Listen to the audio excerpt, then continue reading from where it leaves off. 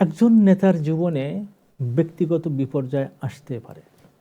আমাদের নবী সাল্লাল্লাহু আলাইহি সাল্লামের জীবনে এসেছিল আমুল হুজন, দুঃখের বছর। তিনি কি করেছিলেন সে সময়? তিনি হতোদ্যম হননি, তিনি ভেঙে পড়েননি, তিনি দাওয়াত থামিয়ে দেননি। কারণ কি?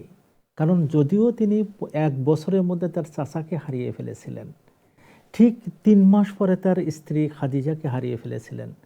যিনি বাইরে মানুষ থেকে রক্ষা করত, যিনি ঘরে মানুষের থেকে শান্তি দিত, এই দুইজন চলে যাওয়ার পরে আল্লাহ রাসূল সাল্লাল্লাহু আলাইহি সাল্লাম তার মিশন বাদ দেননি। তিনি সঙ্গে সঙ্গে তায়েফে গিয়েছিলেন দিন প্রচার করার জন্য। সেখানে ব্যথা পাওয়ার পরেও তিনি বসে থাকেননি, তিনি আবার এসে দিন প্রচার করতে থাকলেন।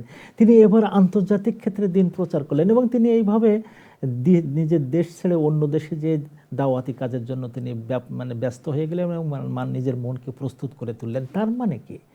যত বিপদ আসুক না কেন, কোনো লিডার ভীত হয় না, চঞ্চল হয়ে ওঠে না, তারা নিষ্পন্দ হয় না, দুঃখে ভেঙে পড়ে না, সামনে এগিয়ে যেতে চায়। রসুল করিম সাল্লাল্লাহু আলাইহি সাল্লামের এই কাজগুলো দেখে আল্লাহ তাআলা এত পছন্দ করেছিলেন যে তিনি তার মেরাজ পর্যন্ত ঘটিয়েছিলেন এই আমুল হুজনের পর। এটা আমাদের বলে দেয়, ইন্না মাআল উসরি ইসরা।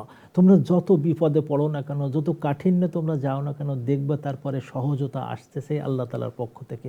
আমরা কখনো ভেঙে পড়ব না, আমরা কখনো নিস্তেজ হব না, আমরা সামনে এগিয়ে যাব। যত বিপদ আসুক না কেন, যত সমস্যা হোক না কেন, দিন নিয়ে, দিনের বার্তা নিয়ে আমরা সামনে এগিয়ে যাব। আল্লাহ তাআলা আমাদেরকে অনেক রহমত দান করবেন ইনশাআল্লাহ।